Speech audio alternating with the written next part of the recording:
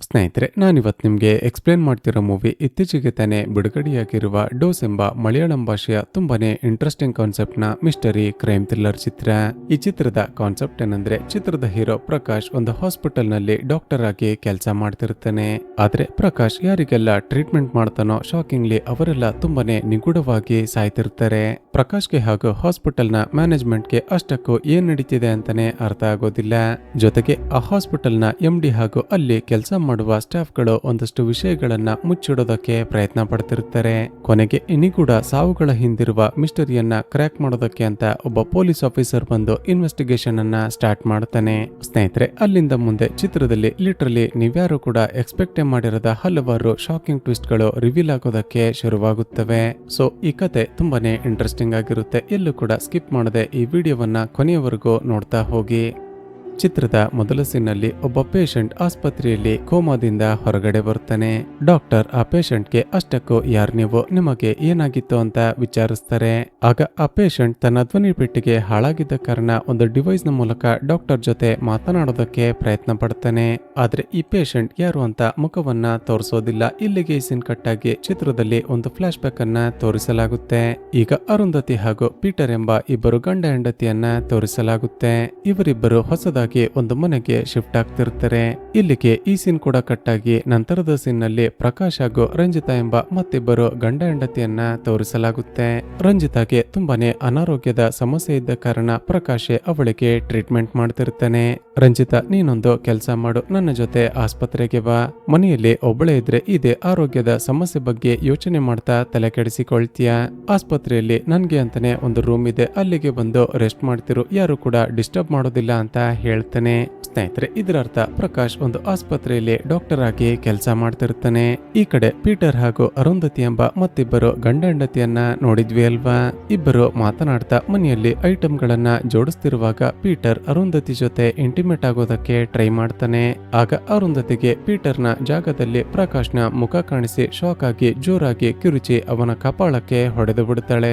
ಆದ್ರೆ ಪೀಟರ್ ಕೋಪ ಮಾಡಿಕೊಳ್ಳದೆ ತನ್ನ ಹೆಂಡತಿಗಿದ್ದ ಟ್ರೋಮಾ ಮೊದಲೇ ಗೊತ್ತಿದ್ದ ಕಾರಣ ಆಕೆಗೆ ಸಮಾಧಾನ ಮಾಡ್ತಾನೆ. ಇಲ್ಲಿಗೆ ಈ ಸೀನ್ ಕೂಡ ಕಟ್ಟಾಗಿ ನಂತರದ ಸೀನ್ ನಲ್ಲಿ ಪ್ರಕಾಶ್ ಡಾಕ್ಟರ್ ಆಗಿ ಕೆಲಸ ಮಾಡ್ತಿರುವ ಆಸ್ಪತ್ರೆಯನ್ನ ನೋಡ್ತೀವಿ. ಪ್ರಕಾಶ್ ತನ್ನ ಹೆಂಡತಿ ರಂಜಿತಾಳನ್ನ ತನ್ನ ಜೊತೆ ಕರೆದುಕೊಂಡು ಕೆಲಸಕ್ಕೆ ಬರ್ತಾನೆ.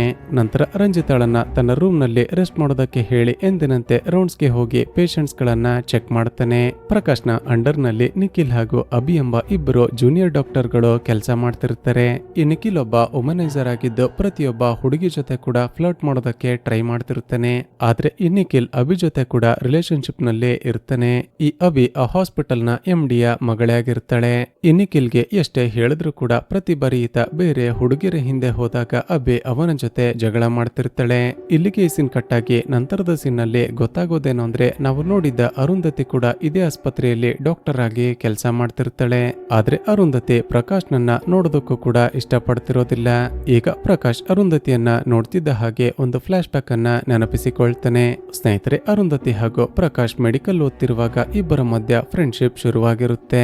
ದಿನಗಳು ಕಳಿತಾ ಇಬ್ಬರು ಒಬ್ಬರನ್ನೊಬ್ಬರು ಪ್ರೀತಿ ಮಾಡೋದಕ್ಕೆ ಶುರು ಮಾಡಿರುತ್ತಾರೆ. ಮತ್ತಷ್ಟು ದಿನಗಳ ನಂತರ ಪ್ರಕಾಶ್ ತಮ್ಮಿಬ್ಬರ ಪ್ರೀತಿಯ ವಿಷಯವನ್ನ ತಮ್ಮ ಮನೆಯಲ್ಲಿ ಹೇಳ್ತಾನೆ. ಆದ್ರೆ ಹಾರ್ಟ್ ಪೇಷಂಟ್ ಆಗಿದ್ದ ಪ್ರಕಾಶ್ನ ತಾಯಿ ಮಾತ್ರ ಇವರಿಬ್ಬರ ಮದುವೆಗೆ ಒಪ್ಪೋದೇ ಇಲ್ಲ. ಕೊನೆಗೆ ಏನಾದ್ರೂ ಹೆಚ್ಚು ಕಮ್ಮಿ ಆದ್ರೆ ಹಾರ್ಟ್ ಪೇಷಂಟ್ ಆಗಿರುವ ತನ್ನ ತಾಯಿ ಸತ್ತು ಹೋಗ್ತಾಳೆ ಅಂತ ಪ್ರಕಾಶ್ ಅರುಂಧತಿ ಜೊತೆ ಬ್ರೇಕಪ್ ಮಾಡಿಕೊಂಡು ಬಿಡುತ್ತಾನೆ. ಆದ್ರೆ ಕೆಲವು ದಿನಗಳ ನಂತರ ಪ್ರಕಾಶ್ಗೆ ಗೊತ್ತಾಗಿರುತ್ತೆ ಇಬ್ಬರು ಇಂಟಿಮೇಟ್ ಆಗಿದ್ದ ಕಾರಣ ಅರುಂಧತಿ ಆಗಲೇ ಪ್ರೆಗ್ನೆಂಟ್ ಆಗಿದ್ಲು ಅಂತ. ಆದ್ರೆ ಬ್ರೇಕಪ್ ಆಗಿದ್ದ ಕಾರಣ ಅರುಂಧತಿಗೆ ಟ್ರಾಮಾ ಶುರುವಾಗಿ ಹೊಟ್ಟೆಯಲ್ಲಿದ್ದ ಮಗು ಸತ್ತು ಹೋಗಿರುತ್ತೆ. ಇದೇ ಕಾರಣಕ್ಕೆ ಇನ್ನು ಕೂಡ ಅದೇ ಟ್ರಾಮಾದಲ್ಲಿರುವ ಅರುಂಧತಿ ಪೀಟರ್ ಜೊತೆ ಮದುವೆ ಆಗಿದ್ರು ಕೂಡ ಅವನನ್ನ ಫಿಸಿಕಲಿ ದೂರ ಇಟ್ಟಿರ್ತಾಳೆ. ಈಗ ಪ್ರೆಸೆಂಟ್ ನಲ್ಲಿ ಎಮರ್ಜೆನ್ಸಿ ಇತ್ತು ಅಂತ ಒಬ್ಬ ಪೇಷಂಟ್ ಆಸ್ಪತ್ರೆಗೆ ಅಡ್ಮಿಟ್ ಆಗ್ತಾನೆ. ಆ ವ್ಯಕ್ತಿಗೆ ಹಾರ್ಟ್ ಅಟ್ಯಾಕ್ ಆಗಿದ್ದ ಕಾರಣ ಅವನ ಮೊಮ್ಮಗಳು ತಕ್ಷಣವೇ ಆಸ್ಪತ್ರೆಗೆ ಅಡ್ಮಿಟ್ ಮಾಡಿರ್ತಾಳೆ. ಅಲ್ಲೇ ಇದ್ದ ನಿಖಿಲ್ ಆ ಹುಡುಗಿ ಜೊತೆ ಕೂಡ ಫ್ಲರ್ಟ್ ಮಾಡೋದಕ್ಕೆ ಟ್ರೈ ಮಾಡ್ತಾನೆ. ನಂತರ ಈ ಆಸ್ಪತ್ರೆಯಲ್ಲಿ ಏನಾದ್ರೂ ಬೇಕಿದ್ರೆ ತಕ್ಷಣ ನನಗೆ ಕಾಲ್ ಮಾಡುವಂತ ಆ ಹುಡುಗಿಯ ನಂಬರ್ ಅನ್ನ ಕೂಡ ಕಲೆಕ್ಟ್ ಮಾಡ್ತಾನೆ. ಇಲ್ಲಿಗೆ ಈ ಸೀನ್ ಕಟ್ಟಾಗಿ ಮರುದಿನ ಬೆಳಿಗ್ಗೆ ಮತ್ತೊಬ್ಬ ಫೇಮಸ್ ಸಿಂಗರ್ ತುಂಬಾನೇ ಹುಷಾರಿಲ್ಲ ಅಂತ ಆ ಆಸ್ಪತ್ರೆಗೆ ಅಡ್ಮಿಟ್ ಆಗ್ತಾನೆ. ಚೆಕಪ್ ಮಾಡಿದಾಗ ಅಸಿಂಗರ್ನ ಹೊಟ್ಟೆಯಲ್ಲಿ ಏನೋ ಪ್ರಾಬ್ಲಮ್ ಇದ್ದು ತಕ್ಷಣವೇ ಆಪರೇಷನ್ ಮಾಡಬೇಕು ಅಂತ ಡಾಕ್ಟರ್ ಹೇಳ್ತಾರೆ. ಹೆದರಿಕೊಂಡ ಅಸಿಂಗರ್ನ ಹೆಂಡತಿ ಸರಿ ಅಂತ ಕನ್ಸೆಂಟ್ ಲೆಟರ್ಗೆ ಸೈನ್ ಮಾಡ್ತಾಳೆ. ಆ ದಿನ ರಾತ್ರಿ ನಿಖಿಲ್ ಆ ಹುಡುಗಿಗೆ ಕಾಲ್ ಮಾಡಿ ಆಸ್ಪತ್ರೆಯ ಟೆರಸ್ಗೆ ಬರೋದಕ್ಕೆ ಹೇಳ್ತಾನೆ. ಆ ಹುಡುಗಿ ಟೆರಸ್ಗೆ ಹೋಗ್ತಿದ್ದ ಹಾಗೆ ಆಸ್ಪತ್ರೆಯಲ್ಲಿ ಅಡ್ಮಿಟ್ ಆಗಿದ್ದ ಅವಳ ತಾತನ ಬಳಿ ಯಾರೋ ಹೋಗ್ತಿರೋ ರೀತಿ ತೋರಿಸಲಾಗುತ್ತೆ. ಈ ಕಡೆ ಆ ಹುಡುಗಿ ಟೆರಸ್ಗೆ ಬರ್ತಿದ್ದ ಹಾಗೆ ನಿಖಿಲ್ ಆಕೆ ಜೊತೆ ಮಿಸ್ಬಿಹೇವ್ ಮಾಡೋದಕ್ಕೆ ಟ್ರೈ ಮಾಡ್ತಾನೆ. ಆ ಹುಡುಗಿಗೆ ಇದು ಇಷ್ಟವಾಗದೆ ತಕ್ಷಣವೇ ಟೆರಸ್ ನಿಂದ ವಾಪಸ್ ಬರ್ತಾಳೆ. ಅಷ್ಟರಲ್ಲೇ ಅಲ್ಲಿಗೆ ಬಂದ ಅಭಿ ಇದನ್ನೆಲ್ಲ ನೋಡಿ ಬಿಡ್ತಾಳೆ. ಆ ಹುಡುಗಿ ವಾರ್ಡ್ಗೆ ಬಂದು ತನ್ನ ತಾತನನ್ನ ನೋಡುವಷ್ಟರಲ್ಲಿ ಆತ ಉಸಿರಾಡೋದಕ್ಕೆ ತೊಂದರೆಯಾಗಿ ತುಂಬಾನೇ ಒದ್ದಾಡ್ತಿರ್ತಾನೆ. ಈಗ ಗಾಬರಿಯಾದ ಆ ಹುಡುಗಿ ಜೋರಾಗಿ ಕಿರ್ಚಾಡೋದಕ್ಕೆ ಶುರು ಮಾಡ್ತಾಳೆ. ತಕ್ಷಣವೇ ಶಬ್ದ ಕೇಳಿ ಡ್ಯೂಟಿಯಲ್ಲಿದ್ದ ಪ್ರಕಾಶ್ ಆ ವಾರ್ಡ್ಗೆ ಓಡಿ ಹೋಗ್ತಾನೆ. ಅರುಂಧತಿ, ಪ್ರಕಾಶ್ ಹಾಗೂ ಬೇರೆ ನರ್ಸ್ಗಳೆಲ್ಲ ಸೇರಿ ಆ ಹುಡುಗಿಯ ತಾತನನ್ನ ಬದುಕಿಸೋದಕ್ಕೆ ಪ್ರಯತ್ನ ಪಡ್ತಾರೆ. ಆದ್ರೆ ಏನಾಯ್ತೋ ಗೊತ್ತಿಲ್ಲ, ಆ ಹುಡುಗಿಯ ತಾತ ಇದ್ದಕ್ಕಿದ್ದ ಹಾಗೆ ಸತ್ತು ಹೋಗ್ತಾನೆ. ತನ್ನ ತಾತ ಸತ್ತು ಹೋದ್ರು ಅಂತ ಗೊತ್ತಾಗ್ತಿದ್ದ ಹಾಗೆ ಆ ಹುಡುಗಿ ತುಂಬಾನೇ ಎಮೋಷನಲ್ ಆಗಿ ಜೋರಾಗಿ ಅಳೋದಕ್ಕೆ ಶುರು ಮಾಡ್ತಾಳೆ. ಹಾಗೂ ತಾನು ಎಷ್ಟೇ ಪ್ರಯತ್ನ ಪಟ್ಟರು ಕೂಡ ಆ ಪೇಷಂಟ್ ನನ್ನ ಬದುಕಿಸೋದಕ್ಕೆ ಸಾಧ್ಯವಾಗ್ಲಿಲ್ವಲ್ಲ ಅಂತ ಪ್ರಕಾಶ್ಗೂ ಕೂಡ ತುಂಬಾನೇ ಬೇಜಾರಾಗುತ್ತೆ. ಇಲ್ಲಿಗೆ ಸೀನ್ ಕಟ್ಟಾಗಿ ಮರುದಿನ ಹಾಸ್ಪಿಟಲ್ಗೆ ಅಡ್ಮಿಟ್ ಆಗಿದ್ದ ಅಸಿಂಗರ್ ಎಂಬ ಮತ್ತೊಬ್ಬ ಪೇಷಂಟ್ ನ ಸರ್ಜರಿ ಆಗಿರುತ್ತೆ. ಎಲ್ಲ ಕೂಡ ನಾರ್ಮಲ್ ಆಗಿದೆ, ಸ್ವಲ್ಪ ದಿನ ಅಬ್ಸರ್ವೇಷನ್ ಅಲ್ಲಿ ಇಟ್ಟಿರ್ತೀವಿ ಅಂತ ಹೇಳ್ತಾರೆ. ಇಲ್ಲಿಗೆ ಸೀನ್ ಕಟ್ಟಾಗಿ ಆ ದಿನ ರಾತ್ರಿ ನಿಖಿಲ್ ಹೇಗಾದ್ರೂ ಮಾಡಿ ಅಭಿಗೆ ಸಮಾಧಾನ ಮಾಡಬೇಕು ಅಂತ ಹಾಸ್ಪಿಟಲ್ ನ ಟೆರಸ್ಗೆ ಬರೋದಕ್ಕೆ ಹೇಳ್ತಾನೆ. ಅದೇ ಸಮಯಕ್ಕೆ ಈ ಕಡೆ ವಾರ್ಡ್ ನಲ್ಲಿ ಅಸಿಂಗರ್ನ ಹೆಂಡತಿ ಇಲ್ಲದಿರುವ ಸಮಯದಲ್ಲಿ ಯಾರೋ ಅವನ ರೂಮ್ಗೆ ಬರ್ತಿರೋದನ್ನ ನೋಡ್ತೀವಿ. ಈ ಕಡೆ ಅಭಿ ಹಾಗೂ ನಿಖಿಲ್ ಟೆರಸ್ಗೆ ಹೋಗಿ ಮಾತನಾಡ್ತಿರೋದನ್ನ ಆ ಹಾಸ್ಪಿಟಲ್ ನ ಸೆಕ್ಯೂರಿಟಿ ನೋಡಿ ಬಿಡ್ತಾನೆ. ಸ್ವಲ್ಪ ಸಮಯದ ನಂತರ ಹೊರಗಡೆ ಹೋಗಿದ್ದ ಅಸಿಂಗರ್ನ ಹೆಂಡತಿ ವಾಪಸ್ ಹಾಸ್ಪಿಟಲ್ಗೆ ಬಂದು ನೋಡಿದ್ರೆ ಇವಳ ಗಂಡ ಉಸಿರಾಡೋದಕ್ಕೆ ಸಾಧ್ಯವಾಗದೆ ತುಂಬಾನೇ ಒದ್ದಾಡ್ತಿರ್ತಾನೆ. ಹೆದರಿಕೊಂಡ ಆಕೆ ಜೋರಾಗಿ ಕಿರುಚಾಡ್ತಾಳೆ. ತಕ್ಷಣವೇ ಅಲ್ಲೇ ಇದ್ದ ಪ್ರಕಾಶ್ ಹಾಗೂ ಬೇರೆ ನರ್ಸ್ಗಳು ಬಂದು ಟ್ರೀಟ್ಮೆಂಟ್ ಅನ್ನ ಸ್ಟಾರ್ಟ್ ಮಾಡ್ತಾರೆ. ತುಂಬಾನೇ ಟ್ರೈ ಮಾಡ್ತಾರೆ. ಆದ್ರೆ ಶಾಕಿಂಗ್ಲಿ ಅಸಿಂಗರ್ನ ಪಲ್ಸ್ ಕೂಡ ಇದ್ದಕ್ಕಿದ್ದ ಹಾಗೆ ಕಮ್ಮಿಯಾಗಿ ಶಾಕಿಂಗ್ಲಿ ಸತ್ತೇ ಹೋಗ್ತಾನೆ. ಪ್ರಕಾಶ್ಗೆ ಮತ್ತೊಮ್ಮೆ ಬೇಜಾರು ಹಾಗೂ ಶಾಕ್ ಎರಡು ಕೂಡ ಆಗುತ್ತೆ. ಯಾಕಂದ್ರೆ ಇತ್ತೀಚೆಗೆ ತಾನೆ ಆ ಹುಡುಗಿಯ ತಾತ ಸತ್ತು ಹೋದ್ರು. ಈಗ ನೋಡಿದ್ರೆ ಇವನ ಕಣ್ಣ ಮುಂದೆನೆ ಅಸಿಂಗರ್ ಕೂಡ ಸತ್ತು ಹೋದ.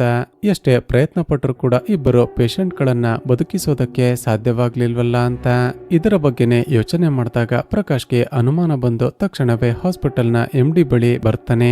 ಸರ್, ನನ್ಗೆ ಯಾಕೋ ಅನುಮಾನ ಬರ್ತಿದೆ, ಯಾರೋ ನಾನು ಟ್ರೀಟ್ ಮಾಡ್ತಿರುವ ಪೇಷಂಟ್ ಗಳನ್ನೇ ಟಾರ್ಗೆಟ್ ಮಾಡಿ ಕೊಲೆ ಮಾಡ್ತಿದ್ದಾರೆ ಅಂತ. ಎಷ್ಟೇ ಪ್ರಯತ್ನ ಪಟ್ಟರು ಕೂಡ ಇಬ್ಬರು ಪೇಷಂಟ್ ಗಳು ನನ್ನ ಕಣ್ಣ ಮುಂದೆನೆ ನಿಗೂಢವಾಗಿ ಸತ್ತು ಹೋದ್ರು. ಅದಕ್ಕೆ ಹಾಸ್ಪಿಟಲ್ ನ MD ಗೋಪಿ ಹೇಳ್ತಾನೆ, ಪ್ರಕಾಶ್, ನೀವು ಅಂದುಕೊಳ್ತಿರೋ ರೀತಿ ಏನು ಕೂಡ ಇರೋದಿಲ್ಲ. ಒಬ್ಬ ಡಾಕ್ಟರ್ ಆಗಿ ತಾವು ಟ್ರೀಟ್ ಮಾಡುವ ಪೇಷಂಟ್ ಗಳು ಸತ್ತು ಹೋದಾಗ ಈ ರೀತಿ ಬೇಜಾರಾಗೋದು ಕಾಮನ್ನೇ. ನೀವು ನಿಮ್ಮ ಕೈಲಾದಷ್ಟು ಪ್ರಯತ್ನ ಪಟ್ಟಿದ್ದೀರಾ, ಆದ್ರೂ ಕೂಡ ಆ ಪೇಷಂಟ್ ಗಳನ್ನ ಬದುಕಿಸೋದಕ್ಕೆ ಸಾಧ್ಯವಾಗಿಲ್ಲ ಅಷ್ಟೇ. ಆದ್ರೂ ಕೂಡ ಪ್ರಕಾಶ್ಗೆ ಸಮಾಧಾನ ಆಗದೆ, ಸರ್, ನಾವ್ಯಾಕೆ ಒಂದು ಇನ್ವೆಸ್ಟಿಗೇಷನ್ ಮಾಡಿಸ್ಬಾರ್ದು ಅಂತ ಕೇಳ್ತಾನೆ. ಅದಕ್ಕೆ ಗೋಪಿ ಹೇಳ್ತಾನೆ, ಪ್ರಕಾಶ್, ನಿಮ್ಗೇನೆ ಗೊತ್ತಲ್ವಾ, ಆಲ್ರೆಡಿ ಹಾಸ್ಪಿಟಲ್ ನಲ್ಲಿ ಹಲವಾರು ಸಮಸ್ಯೆ ಇದೆ. ಈ ಸಮಯದಲ್ಲಿ ಕೇಸು ಇನ್ವೆಸ್ಟಿಗೇಷನ್ ಅಂತ ಹೋದ್ರೆ ನಮ್ಮ ಆಸ್ಪತ್ರೆಗೇನೆ ತೊಂದರೆಯಾಗುತ್ತೆ. ನನ್ಗ್ಯಾಕೋ ನೀವು ತುಂಬಾನೇ ಸ್ಟ್ರೆಸ್ ಅಲ್ಲಿ ಇದ್ದೀರಾ ಅಂತ ಅನ್ನಿಸ್ತಿದೆ. ನೀವ್ಯಾಕೆ ನಮ್ಮ ಹಾಸ್ಪಿಟಲ್ ನ ಸೈಕಿಯಾಟ್ರಿಸ್ಟ್ ಬಳಿ ಟ್ರೀಟ್ಮೆಂಟ್ ಅನ್ನ ಪಡೆದುಕೊಳ್ಬಾರ್ದು? ಈಗ ಹೊರಗಡೆ ಬಂದ ಪ್ರಕಾಶ್ಗೆ ತಾನು ಈ ಹಿಂದೆ ಪ್ರೀತಿ ಮಾಡ್ತಿದ್ದ ಅರುಂಧತಿ ಮೇಲೆ ಅನುಮಾನ ಶುರುವಾಗುತ್ತೆ. ಯಾಕಂದ್ರೆ ಅರುಂಧತಿ ತನ್ನ ಮೇಲಿನ ಸಿಟ್ಟಿಗೆ ತಾನು ಟ್ರೀಟ್ ಮಾಡ್ತಿರುವ ಪೇಷಂಟ್ ಗಳನ್ನ ಸಾಯಿಸ್ತಿರ್ಬೋದಾ ಅಂತ. ಅರುಂಧತಿ ತನ್ನ ರೂಮ್ ನಲ್ಲಿ ಇಲ್ಲದಿರುವ ಸಮಯದಲ್ಲಿ ಯಾರಿಗೋ ಗೊತ್ತಾಗದ ಹಾಗೆ ಒಳಗಡೆ ಹೋಗಿ ಚೆಕ್ ಮಾಡ್ತಾನೆ. ಆಗ ಅಲ್ಲಿ ಒಂದು ಡ್ರಗ್ ಸಿಗುತ್ತೆ. ಅದನ್ನ ನೋಡ್ತಿದ್ದ ಹಾಗೇನೆ ಪ್ರಕಾಶ್ ಒಂದು ಫ್ಲಾಶ್ ಬ್ಯಾಕ್ ಅನ್ನ ನೆನಪಿಸಿಕೊಳ್ತಾನೆ.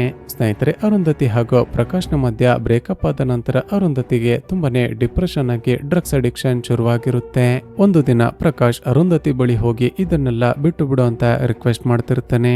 ಆದ್ರೆ ಮೊದಲೇ ಡ್ರಗ್ಸ್ ನ ನಶೆಯಲ್ಲಿದ್ದ ಅರುಂಧತಿ ಶಾಕಿಂಗ್ಲಿ ಅಲ್ಲೇ ಇದ್ದ ಚಾಕುವಿನಿಂದ ಪ್ರಕಾಶ್ನ ಬೆರಳಿನ ಮೇಲೆ ಅಟ್ಯಾಕ್ ಮಾಡಿ ಬಿಡ್ತಾಳೆ.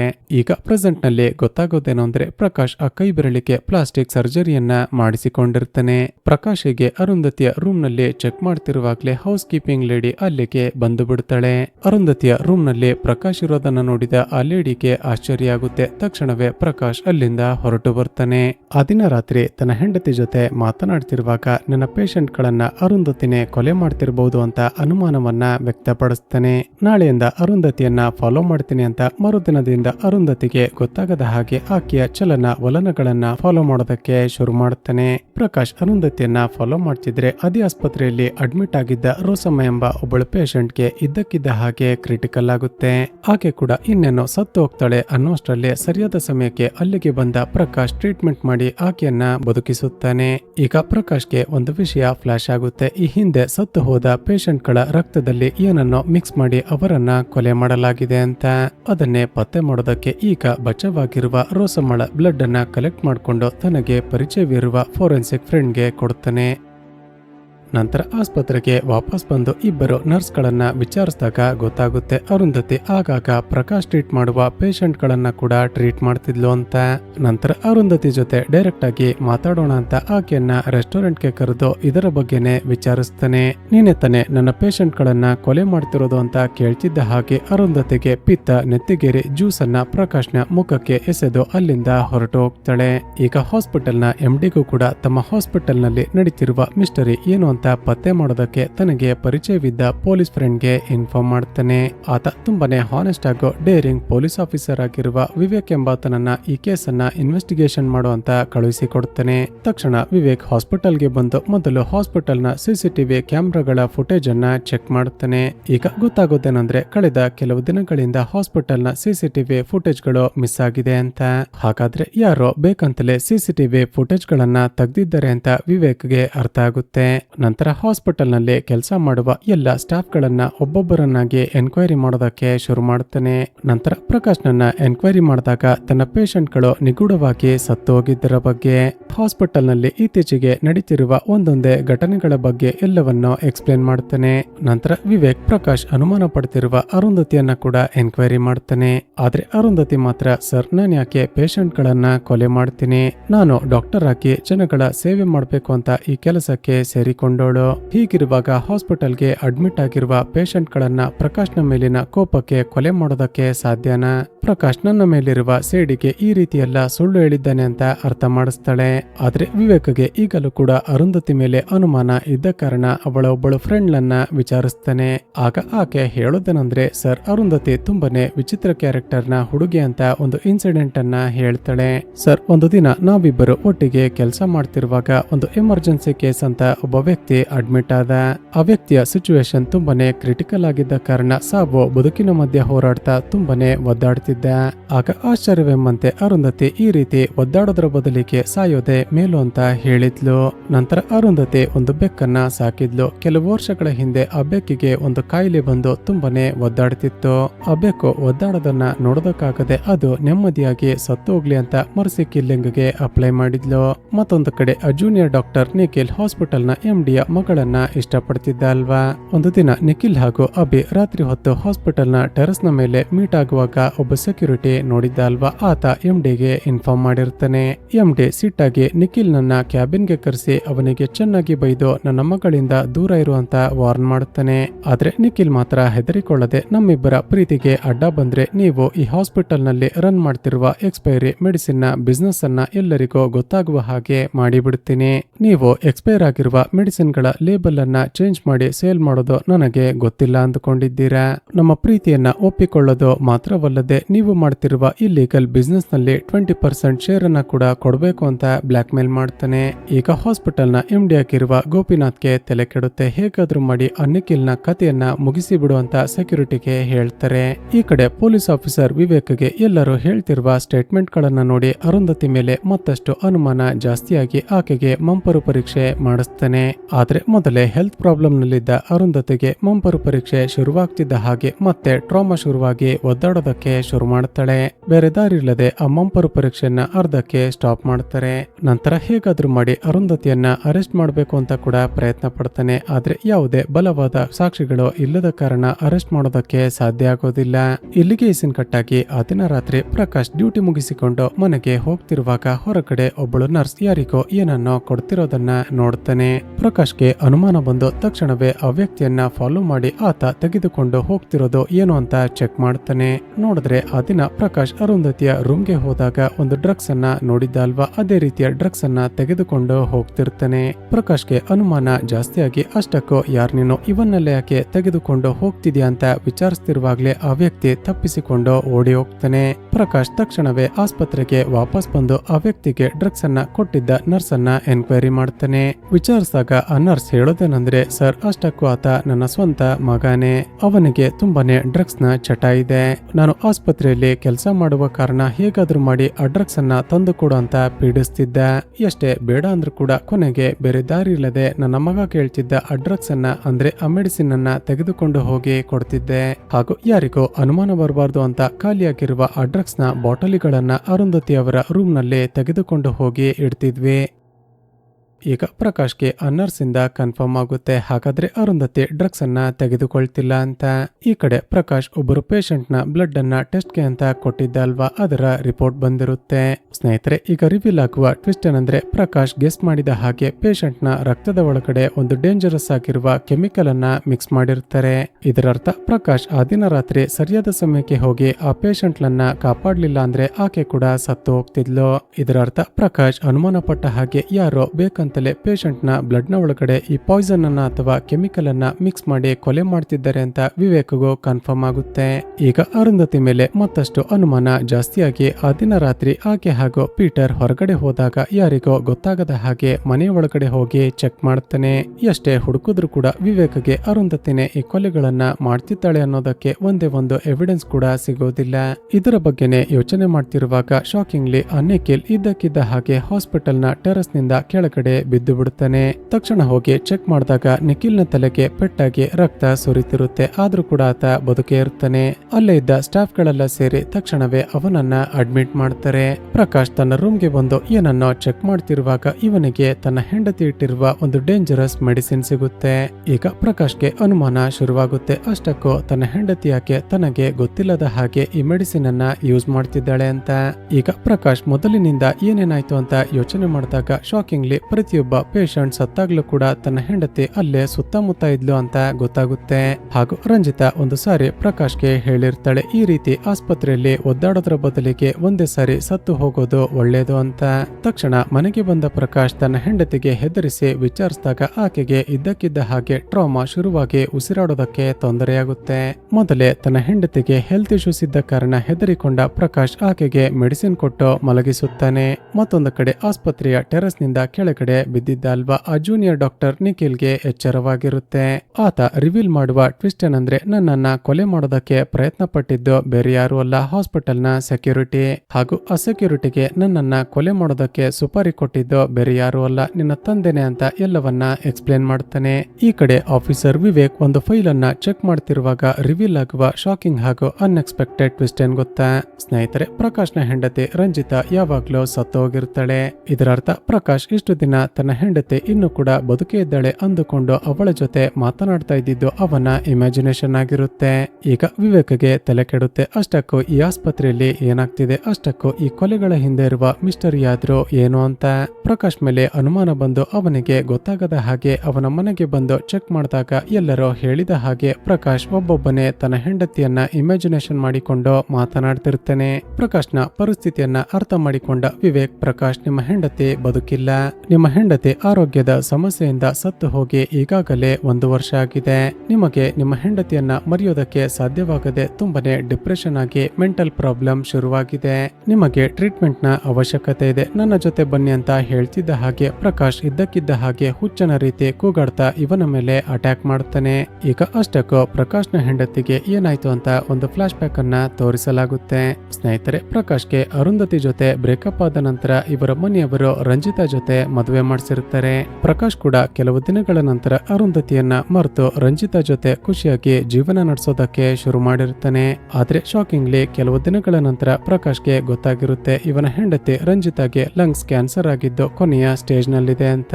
ತನ್ನ ಹೆಂಡತಿಯನ್ನ ಹೇಗಾದ್ರೂ ಮಾಡಿ ಕಾಪಾಡಿಕೊಳ್ಬೇಕು ಅಂತ ಪ್ರಕಾಶ್ ತುಂಬಾನೇ ಪ್ರಯತ್ನ ಪಡ್ತಾನೆ. ಆದ್ರೆ ಯಾವ ಟ್ರೀಟ್ಮೆಂಟ್ ಕೂಡ ವರ್ಕ್ ಆಗೋದಿಲ್ಲ. ದಿನಗಳು ಕಳೆದ ಹಾಗೆ ರಂಜಿತಾಗೆ ಆ ನೋವನ್ನ ತಡೆದುಕೊಳ್ಳೋದಕ್ಕೆ ಸಾಧ್ಯವಾಗದೆ ಪ್ರಕಾಶ್ನ ಮುಂದೆ ತುಂಬಾನೇ ಒದ್ದಾಡ್ತಿರ್ತಾಳೆ. ಕೊನೆಗೆ ರಂಜಿತಾನೆ ಪ್ರಕಾಶ್ಗೆ ರಿಕ್ವೆಸ್ಟ್ ಮಾಡಿರ್ತಾಳೆ, ಪ್ರಕಾಶ್ ದಿನೇ ದಿನೇ ಈ ನೋವನ್ನ ತಡೆದುಕೊಳ್ಳೋದಕ್ಕೆ ಸಾಧ್ಯವಾಗ್ತಿಲ್ಲ, ನೀನೇ ನನ್ನನ್ನ ಮರ್ಸಿ ಕಿಲ್ಲಿಂಗ್ ಮಾಡು, ಅಂದ್ರೆ ನೀನೇ ನಿನ್ನ ಕೈಯಾರ ನನ್ನನ್ನ ಸಾಯಿಸಿ ಬಿಡು ಅಂತ ಬೇಡಿಕೊಂಡಿರ್ತಾಳೆ. ಕೊನೆಗೆ ಪ್ರಕಾಶ್ಗೆ ತನ್ನ ಹೆಂಡತಿಯ ನೋವನ್ನ ನೋಡೋದಕ್ಕೆ ಸಾಧ್ಯವಾಗದೆ ಅವನೇ ಒಂದು ಡ್ರಗ್ಸ್ ಅನ್ನ ಕೊಟ್ಟು ಆಕೆಯನ್ನ ಸಾಯಿಸಿ ಬಿಡುತ್ತಾನೆ. ಸೊ ಹೀಗೆ ತನ್ನ ಹೆಂಡತಿಯನ್ನ ಕಳೆದುಕೊಂಡ ನಂತರ ಪ್ರಕಾಶ್ಗೆ ಒಂದು ರೀತಿ ಟ್ರಾಮಾ ಶುರುವಾಗಿರುತ್ತೆ. ಅಂದಿನಿಂದ ಆಸ್ಪತ್ರೆಗೆ ಅಡ್ಮಿಟ್ ಆಗುವ ಯಾವುದಾದ್ರೂ ಪೇಷಂಟ್ಗಳು ನೋವಿನಿಂದ ಕೋಮಾದಿಂದ ಒದ್ದಾಡ್ತಿದ್ರೆ ಇವನಿಗೆ ಅವರ ಜಾಗದಲ್ಲಿ ಇವನ ಹೆಂಡತಿನೇ ಕಾಣಿಸ್ತಿರ್ತಾಳೆ. ತನ್ನ ಹೆಂಡತಿನೇ ಒದ್ದಾಡ್ತಿದ್ದಾಳೆ. ಆಕೆ ನೆಮ್ಮದಿಯಾಗಿ ಸಾಯಿಲಿ ಅಂತ ಡ್ರಗ್ಸ್ ಅನ್ನ ಇಂಜೆಕ್ಟ್ ಮಾಡಿ ಒಬ್ಬೊಬ್ಬರನ್ನೇ ಕೊಲೆ ಮಾಡೋದಕ್ಕೆ ಶುರು ಮಾಡಿರ್ತಾನೆ. ಆ ರೀತಿ ಪ್ರಕಾಶ್ಗೆ ಮೆಂಟಲ್ ಪ್ರಾಬ್ಲಮ್ ಶುರುವಾಗಿ ತಾನೇ ಕೊಲೆ ಮಾಡ್ತಿದ್ರು ಕೂಡ ತನಗೇನೆ ಗೊತ್ತಿಲ್ಲದ ಹಾಗೆ ತಾನು ಮಾಡ್ತಿರುವ ಕೊಲೆಗಳನ್ನೇ ಇನ್ವೆಸ್ಟಿಗೇಷನ್ ಮಾಡ್ತಿರ್ತಾನೆ. ಈಗ ಪ್ರೆಸೆಂಟ್ ನಲ್ಲಿ ಆಫೀಸರ್ ವಿವೇಕ್ ಆ ಪ್ರಕಾಶ್ನ ಜೊತೆ ಫೈಟ್ ಮಾಡ್ತಿದ್ದ ಅಲ್ವಾ. ಕೊನೆಗೆ ಆ ಪ್ರಕಾಶ್ ವಿವೇಕ್ಗೆ ಸರಿಯಾಗಿ ಹೊಡೆದು ಅವನಿಗೆ ಪ್ರಜ್ಞೆ ತಪ್ಪುವ ಹಾಗೆ ಮಾಡಿ ತನ್ನ ಮನೆಗೆ ಬೆಂಕಿ ಇಟ್ಟು ಅಲ್ಲಿಂದ ಎಸ್ಕೇಪ್ ಆಗ್ತಾನೆ. ಈಗ ಪ್ರೆಸೆಂಟ್ ನಲ್ಲಿ ಕೋಮಾದಿಂದ ಹೊರಗಡೆ ಬಂದು ಮಾತನಾಡೋದಕ್ಕೆ ಸಾಧ್ಯವಾಗದೆ ಒದ್ದಾಡ್ತಿರುವ ಒಬ್ಬ ಪೇಷಂಟ್ ನನ್ನ ನೋಡಿದ್ವಿ ಅಲ್ವಾ. ಆತ ಬೇರೆ ಯಾರು ಅಲ್ಲ, ಆತ ಪೊಲೀಸ್ ಆಫೀಸರ್ ಆಗಿರುವ ವಿವೇಕ್ ಆಗಿರ್ತಾನೆ. ಹಾಗೂ ಇದನ್ನೇ ಚಿತ್ರದ ಮೊದಲ ಸೀನ್ ನಲ್ಲಿ ನಾವು ನೋಡಿದ್ದು. ಈಗ ತಾನೇ ಕೋಮಾದಿಂದ ಹೊರಗಡೆ ಬಂದಿರುವ ವಿವೇಕ್ಗೆ ಸ್ಟ್ರೈನ್ ಆಗಬಾರ್ದು ಅಂತ ಹಾಸ್ಪಿಟಲ್ ನ ಸ್ಟಾಫ್ ಗಳು ಅವನಿಗೆ ಮೆಡಿಸಿನ್ ಕೊಟ್ಟು ಮಲಗಿಸುತ್ತಾರೆ. ಆದ್ರೆ ಪೊಲೀಸ್ ಆಫೀಸರ್ ವಿವೇಕ್ ಇನ್ನು ಕೂಡ ಬದುಕೇ ಇದ್ದಾನೆ ಅಂತ ಗೊತ್ತಾಗ್ತಿದ್ದ ಹಾಗೆ ಪ್ರಕಾಶ್ ಈ ಬಾರಿ ಹೇಗಾದ್ರೂ ಮಾಡಿ ಅವನನ್ನ ಕೊಲೆ ಮಾಡ್ಲೇಬೇಕು ಅಂತ ಯಾರಿಗೋ ಗೊತ್ತಾಗದ ಹಾಗೆ ಹಾಸ್ಪಿಟಲ್ಗೆ ಬರ್ತಾನೆ. ಸ್ನೇಹಿತರೆ, ಈಗ ರಿವೀಲ್ ಆಗುವ ಟ್ವಿಸ್ಟ್ ಏನಂದ್ರೆ ಇಷ್ಟು ದಿನ ಪ್ರಕಾಶ್ ಆ ಪೇಷಂಟ್ ಗಳನ್ನ ಹೇಗೆ ಕೊಲೆ ಮಾಡ್ತಿದ್ದ ಗೊತ್ತಾ. ಅರುಂಧತಿಗೆ ಒಂದು ದಿನ ಕೋಪ ಬಂದು ಇವನ ಕೈ ಬೆರಳಿನ ಮೇಲೆ ಅಟ್ಯಾಕ್ ಮಾಡಿದಾಗ ಆ ಬೆರಳಿಗೆ ಪ್ಲಾಸ್ಟಿಕ್ ಸರ್ಜರಿ ಮಾಡಿಸಿಕೊಂಡಿದ್ದ ಅಲ್ವಾ. ಪ್ರಕಾಶ್ ಏನ್ ಮಾಡ್ತಿರ್ತಾನೆ ಅಂದ್ರೆ ಯಾರಿಗೋ ಗೊತ್ತಾಗದ ಹಾಗೆ ಆ ಪ್ಲಾಸ್ಟಿಕ್ ಬೆರಳಿನ ಒಳಗಡೆ ಪಾಯ್ಸನ್ ಇರುವ ಸಿರಿಂಜ್ ಅನ್ನ ಇಟ್ಟುಕೊಂಡಿರ್ತಾನೆ. ಪೇಷಂಟ್ ಗಳನ್ನ ಚೆಕ್ಅಪ್ ಮಾಡೋ ರೀತಿ ನಾಟಕ ಮಾಡಿ ಯಾರಿಗೋ ಗೊತ್ತಾಗದ ಹಾಗೆ ಆ ಸಿರಿಂಜ್ ನ ಒಳಗಡೆ ಇರುವ ಪಾಯ್ಸನ್ ಅನ್ನ ಅಂದ್ರೆ ಡ್ರಗ್ಸ್ ಅನ್ನ ಇಂಜೆಕ್ಟ್ ಮಾಡ್ತಿರ್ತಾನೆ. ಈಗ ಆಫೀಸರ್ ವಿವೇಕ್ ನನ್ನ ಕೂಡ ಸೇಮ್ ಅದೇ ಪ್ಯಾಟರ್ನ್ ನಲ್ಲಿ ಕೊಲೆ ಮಾಡೋದಕ್ಕೆ ಪ್ರಯತ್ನ ಪಡ್ತಾನೆ. ಆದ್ರೆ ಈ ಬಾರಿ ವಿವೇಕ್ ಪ್ರಕಾಶ್ ನ ಜೊತೆ ಫೈಟ್ ಬ್ಯಾಕ್ ಮಾಡೋದಕ್ಕೆ ಶುರು ಮಾಡ್ತಾನೆ. ಕೊನೆಗೆ ಆಫೀಸರ್ ವಿವೇಕ್ ಇಷ್ಟು ದಿನ ಪ್ರಕಾಶ್ ಹೇಗೆ ಪೇಷಂಟ್ ಗಳನ್ನ ಕೊಲೆ ಮಾಡ್ತಿದ್ನೋ ಸೇಮ್ ಅದೇ ರೀತಿ ಅವನ ಸಿರಿಂಜ್ ನಿಂದಾನೆ ಅವನಿಗೆ ಚುಚ್ಚಿ ಸಾಯಿಸಿ ಬಿಡುತ್ತಾನೆ. ಆತ ಸತ್ತೋದ ಅಂದುಕೊಂಡು ವಿವೇಕ್ ಅಲ್ಲಿಂದ ಹೊರಟು ಹೋಗ್ತಾನೆ. ಆದ್ರೆ ಚಿತ್ರದ ಎಂಡ್ಸಿನಲ್ಲಿ ರಿವೀಲ್ ಆಗುವ ಟ್ವಿಸ್ಟ್ ಏನಂದ್ರೆ ಪ್ರಕಾಶ್ ಇನ್ನು ಕೂಡ ಸತ್ತಿರೋದಿಲ್ಲ. ಈ ಚಿತ್ರದ ಪಾರ್ಟ್ 2 ಕೂಡ ಬರ್ಬೋದು ಅಂತ ತೋರಿಸೋದ್ರ ಮೂಲಕ ಈ ಚಿತ್ರ ಎಂಡ್ ಆಗುತ್ತೆ. ಸ್ನೇಹಿತರೆ, ಚಿತ್ರದ ಕತೆ ಇಷ್ಟವಾಗಿದ್ರೆ ಈ ವಿಡಿಯೋಗೆ ಒಂದು ಲೈಕ್ ಮಾಡಿ ಶೇರ್ ಮಾಡೋದನ್ನ ಮರೆಯಬೇಡಿ. ಇದೇ ರೀತಿಯ ಮತ್ತಷ್ಟು ವಿಡಿಯೋಸ್ಗಾಗಿ ಈ ಚಾನಲ್ ಅನ್ನ ಸಬ್ಸ್ಕ್ರೈಬ್ ಮಾಡಿಕೊಂಡು ಪಕ್ಕದಲ್ಲೇ ಇರುವ ಬೆಲ್ ಐಕಾನ್ ಅನ್ನ ಪ್ರೆಸ್ ಮಾಡಿ.